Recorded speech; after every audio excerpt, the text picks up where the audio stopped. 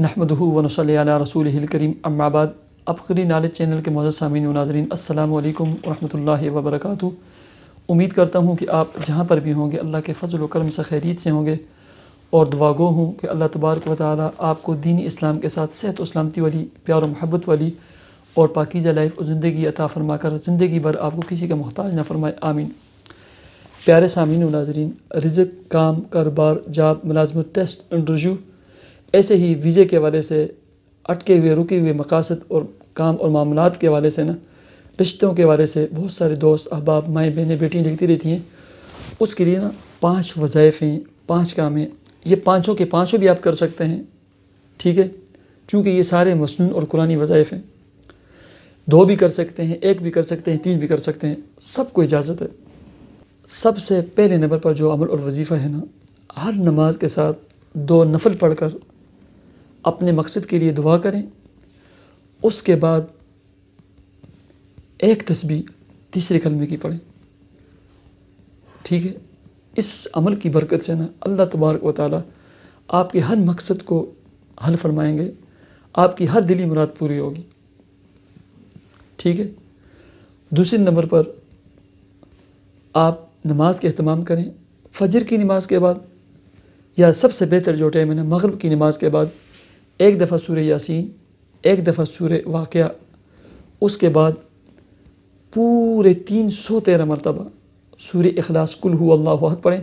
اول آخر 100 مرتبہ درود شریف پڑھیں، کوئی بھی درود شریف پڑھیں، صلی اللہ علی محمد پڑھیں، صلی اللہ علی حبیبی پڑھیں، صلی اللہ علی النبی الامی پڑھیں، اور دعا کریں۔ انتہائی پاورفل اور آزمودہ یہ عمل اور وظیفہ ہے۔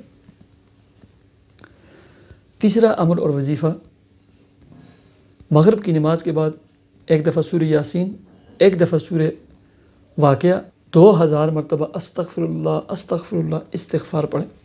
اس کے بعد دعا کریں اپنے مقصد کے لیے، ٹھیک ہے۔ 3 کام ہو گئے۔ چوتھے نمبر پر آپ صلاۃ اشراق شروع کر دیں، 2 نفل پڑھیں، 4 رکعت۔ اگر آپ کو یاد ہیں تو پہلی رکعت میں سورہ شمس، دوسری رکعت میں سورہ لیل، تیسری رکعت میں سورہ والضحیٰ، اور چوتھی رکعت میں سورہ الم نشرح۔ اگر نہیں یاد یہ صورتیں تو کوئی بھی صورت پڑھ سکتے ہیں۔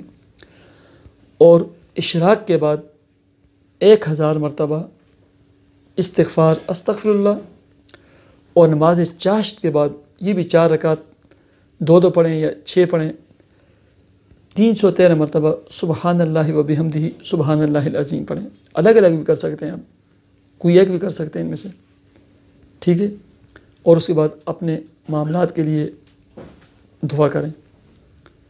بہت ہی مجرب اور آزمودہ یہ عمل اور وظیفہ ہے۔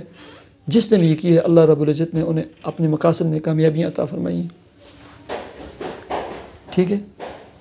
ایسے ہی چوتھے نمبر پر یا 5ویں نمبر پر سورہ یاسین کسی بھی وقت پڑھیں، اور ہر مبین پہ 7 مرتبہ سورہ قریش پڑھ کر سورہ یاسین مکمل کریں، اور کاغذ کے اوپر اپنے مقصد کو لکھیں، اور ہر دفعہ مبین پہ 7 دفعہ سورہ قریش پڑھیں، پھر دعا کریں، پھر آگے جائیں، ٹھیک ہے۔ اس طرح سورہ یاسین مکمل کریں اور 41 دنوں کی نیت سے یہ عمل شروع کریں، ٹھیک ہے۔ اور سب سے آخری عمل، بہترین قسم کا جو عمل ہے، فجر کی نماز سے پہلے سنتوں کے درمیان اور فرضوں کے درمیان، یا فجر کی نماز کے بعد اگر نہ ہو سکے صبح، 1 تسبیح سبحان اللہ و بحمدہ سبحان اللہ العظیم و بحمدہ استغفر اللہ۔ اس میں یہ بھی پڑھ سکتے ہیں سبحان اللہ و بحمدہ سبحان اللہ العظیم، یہ بھی پڑھ سکتے ہیں۔ 1 تسبیح یہ پڑھیں، اور اس کے بعد پورے 70 مرتبہ اپنی انگلیوں کے پوروں پر، ایسے دائیں ہاتھ کی انگلیوں کے پوروں پر 70 مرتبہ سورہ شورى کی جو یہ آیت ہے اللہ لطیف بعبادہ یرزق من یشاء وہو القوی العزیز، پوری 70 مرتبہ یہ پڑھیں۔ اس کے بعد دعا کریں۔ یہ جو وظائف میں نے آپ کو بتائے ہیں سب کبھی کر سکتے ہیں، 1-2 بھی کر سکتے ہیں۔ کثرت کے ساتھ استغفار پڑھیں، کثرت کے ساتھ استغفار پڑھیں۔ ہر نماز کے ساتھ 2 نفل، صلاۃ شکر، صلاۃ حاجت، صلاۃ توبہ پڑھ کر دعا کریں۔ جتنی زیادہ آپ دعائیں مانگیں گے اللہ آپ کو کامیابی عطا فرمائیں گے۔